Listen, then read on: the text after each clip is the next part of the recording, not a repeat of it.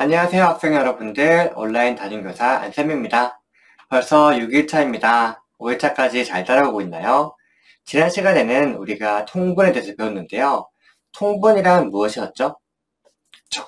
분모를 갖게 한다, 공통분모를 만든다 라는 것을 배웠습니다. 그러면 이렇게 통분을 하는 데에는 방법이 크게 두 가지가 있었습니다. 한 가지는 별도로 하고요. 첫 번째, 두 분모의 뭐를 이용한다? 네, 곱을 이용한다. 그리고 두 번째, 두 분모의 최소 공배수를 이용한다. 이 방법은 결국 뭐를 갖게 하기 위함이다? 그렇죠. 분모를 갖게 하기 위함이었습니다. 여기까지 막힘없이 한 친구들은 오늘 6일차 공부를 할 것이고요. 선생님 말이 뭐였지? 하는 친구들은 다시 한번 5일차 복습을 하고 왔으면 좋겠습니다. 자, 6일차 다 펼쳐주면 같이 공부하도록 할게요. 오늘은 분모가 다른 분수의 크기를 비교할 거예요. 이것을 공부하기 전에 알아야 될 것이 있죠. 바로 분모가 같은 분수의 크기 비교. 6분의 2와 6분의 3이 있다면 어떻게 비교를 했죠? 분자가 더 큰 것이 더 큰 분수이다 라고 했습니다. 그런데 오늘은 여기서 한 단계 나아가서 분모가 다른 분수의 크기 비교입니다.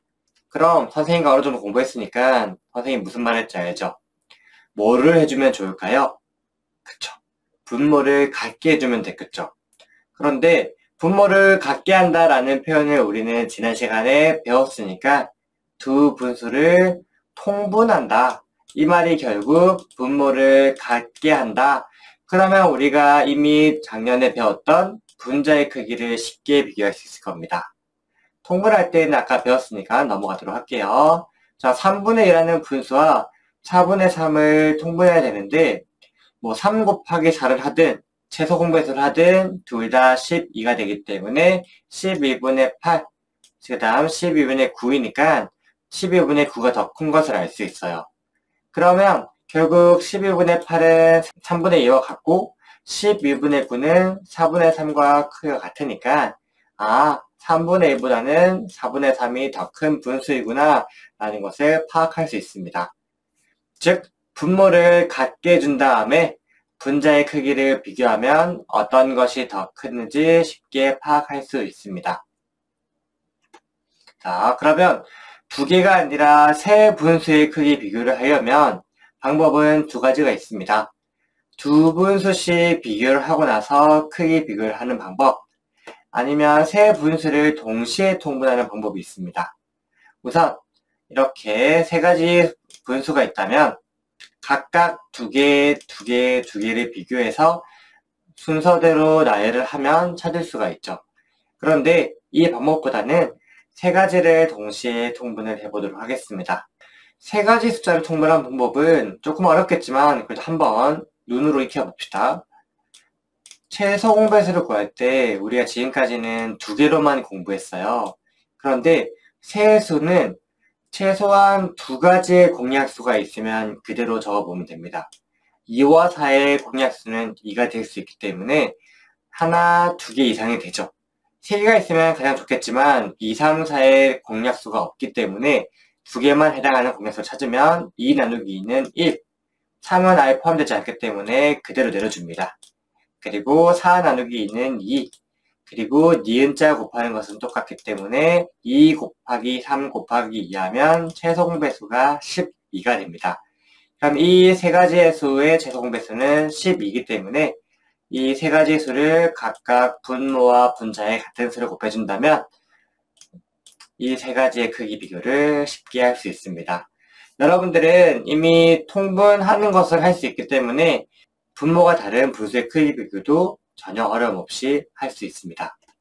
그런데 우리가 오늘 배운 것은 세 가지를 통분하는 방법, 이것만 한번 여러분들이 연습을 해보았으면 좋겠습니다. 그럼 대분수의 크기 비교인데 대분수란 뭐 더하기 뭐였죠? 네, 자연수와 진분수로 이루어진 것이 바로 대분수였어요. 분모가 같은 거에서도 첫 번째는 당연히 자연수의 크기를 비교했습니다. 자연수가 2고 자연수가 1이면 뒤에 있는 분모가 다르더라도 걱정할 필요 없이 당연히 자연수의 크기가 큰 것이 큰 분수가 되겠죠. 그런데 만약에 자연수의 크기가 같다면 그때 이제 진분수의 크기를 비교하면 되는데, 이것은 우리가 앞에서 배운 내용을 그대로 쓰면 됩니다.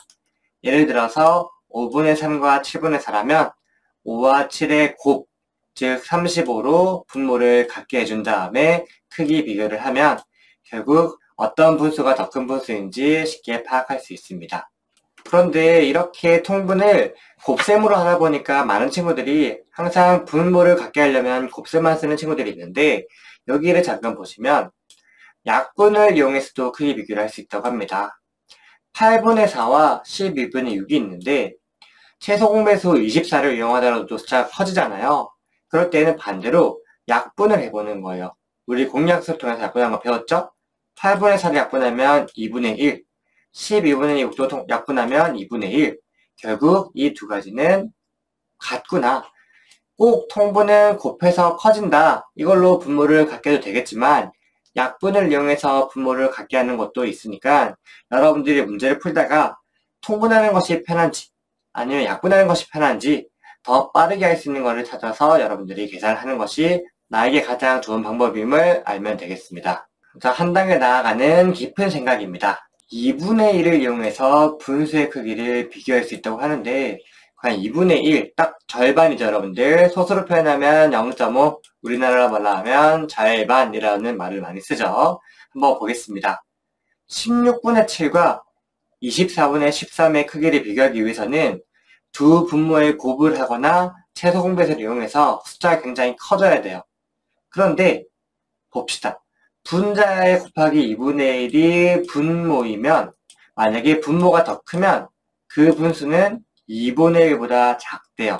무슨 말이냐면 16분의 7이 있는데 만약에 분자의 곱하기 2를 했을 때 16분의 얼마가 되죠? 14가 되죠. 결국 16분의 14는 1보다 작은 수이기 때문에 1보다 작은 수, 즉 16분의 16보다 작은 수이기 때문에 16분의 7은 2분의 1보다 작다라는 것을 우리가 유추해낼 수 있습니다. 반대로 분자의 2를 곱했는데 분모보다 크면 그 숫자는 2분의 1보다 큰 것을 알 수 있죠. 즉 24분의 13을 곱하기 분자를 2를 하면 24분의 26이 되어버려서 이 숫자는 1보다 더 커져요. 즉 24분의 24보다 커진다. 결국 하나는 2분의 1보다 작고 하나는 2분의 1보다 크니까 자연스럽게 24분의 13이 더 큰 분수임을 찾아낼 수 있습니다. 물론 꼼꼼하게 하기 위해서는 16과 24를 통분하는 방법이 있지만 여러분들이 문제 풀 때에는 조금 더 빠른 방법을 찾잖아요. 이렇게 기준을 하나 두고 그 기준보다 큰지 작은지를 통해서 이 두 수를 비교하는 방법도 있으니까 여러분들의 사고에 하나 도움이 되었으면 좋겠어서 준비를 해보았습니다. 그럼 오늘 배운 것대로 문제를 풀어보고 뒤에 문제 풀 때 만나도록 하겠습니다.